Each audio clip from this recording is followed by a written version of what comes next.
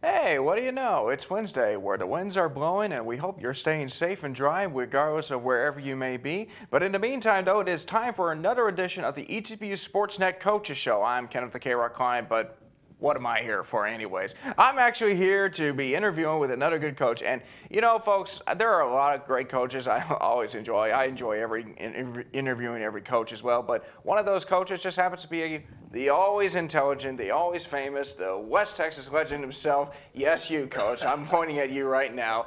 This, of course, is Jeff Bramlett, the head men's and women's tennis coach. And you might be thinking, men's and women's tennis, that's a spring sport. What exactly are they doing there? Like, do you ever wonder why you're going on about it right now when you have to be waiting in the spring, coach? Oh, I do, especially when it's 100 degrees out there and add an extra 20 degrees on the tennis court with the reflection. We're always wondering, what are we doing out here in August and September? But we always feel like it's a year-round season, and this fall season almost takes more out of us than the spring. I compare it to a marathon in the spring and a sprint in the falls. We just go so fast, and the tournaments are all day long out in the heat. We'll get out there at 7 o'clock to warm up and may not finish till 7 or 10 o'clock at night, and then we get up again and do it sometimes 2 or 3 days in a row, and it's all traveling. You know, we went to Abilene, we go back to Abilene, then to Georgetown, and so it's just very travel intensive this time of the year. The spring is just a little more of, like I say, a marathon. It's just a steady coast. Yeah, I feel like there's a little bit of more routine during the spring season than there is during the fall season as well. Right. It's more of a routine. We're more in shape for it. You know, a lot of the kids probably haven't trained the way they should have over the summer, and coach included. They have packed on probably a couple extra pounds. I've been trying to get on the treadmill. Oh man! Now you're getting to understand why I enjoy this interview with head coach Bramlett.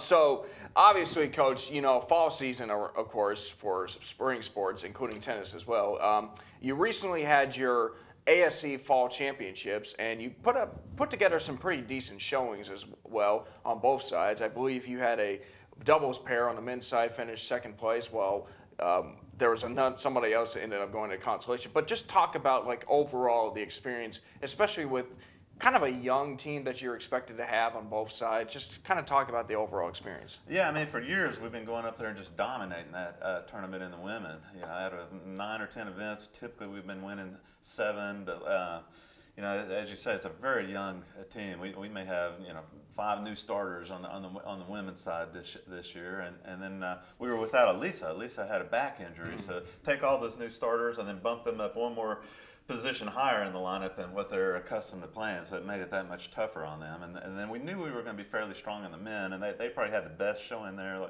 Like you're saying, Andrew and Tyler got to the finals. Tyler's back went out, or they maybe would have won that thing. He's had this reoccurring back issue also, but they had a great tournament, played very well. You know, John almost got to the finals in the singles. He lost to Letourneau's one of their top players in a super tiebreaker to Christian over there, and then he won his final match, so he finished actually third in his draw. So he had a real good showing. Joseph had to play the number 1 seed. He had to play number 1 seed in both singles and in doubles. So not a real good draw, but he was had several break points to go up a break in the second set against the number 1 seed, and then he ended up winning I think the consolation bracket in his bracket. Beat Mary Hardin Baylor's number 1 player. Ashley had to play line 1 singles and did a great job.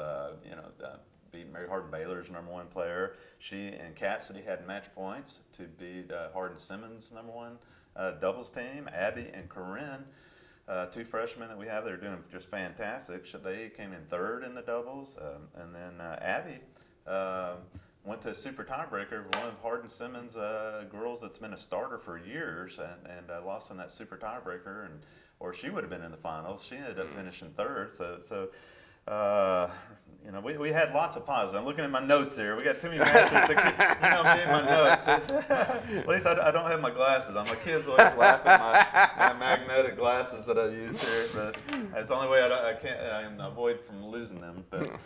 But that was the highlights of that. It is mainly just to get us in shape for the ITA tournament. That's the biggie. We want to do well in the ITA and hopefully come back not too injured from it. And so. Yeah, absolutely. I mean, obviously, the ITA, of course, this weekend with your girls going first and then the men having theirs later on. But just kind of talk about, like, with stuff like this, the fall events, what it is that you're looking for as a coach to kind of say, okay, I think if I were to put this person in this flight, or maybe if I pair these two up, they might, produce some good success. Does that kind of play into the factor, or do you kind of need to look for more to determine how you're going to play out your spring season? Yeah, I mean, everything's geared towards the spring season. So, yes, we're trying to find who plays best at what lineup, who's standing out right now, who's playing the best tennis. Is this person going to be a good line one player? Is this person going to be maybe a line 6 player? Doubles pairings? Oh, my gosh, that's just a roll of the dice right now, especially with so many newcomers on the team. Our 1 and 2 boys doubles have been doing great. We're trying to find, put together our three boys doubles, girls doubles. Holy cow! I mean, it's all brand new pairings on every single line. So we're experimenting with all the pairings on that, with an eye towards the spring. Also, trying to figure out, okay, what's going to work well at this line, 1, 2, and 3, and as well as singles So mainly it's geared towards the spring, but at the same time we still have Elisa in there, who's a defending ITA champion. Became All-American. That's probably one of the toughest tournaments to win out of all NCAA tournaments, to win that Southwest Regional, which means she's the best player out of the ASC conference and the SCAC conference to win that. It's a true Ironman or Iron Woman tournament to win that. It's usually a size 64 draw, so you got to win like five straight matches to win that thing. So we're trying to get her in shape to win the ITA, but at the same time trying to do what's best for the team to get us ready for to be peaking in April. I always tell everybody we don't really care what we're playing like right now.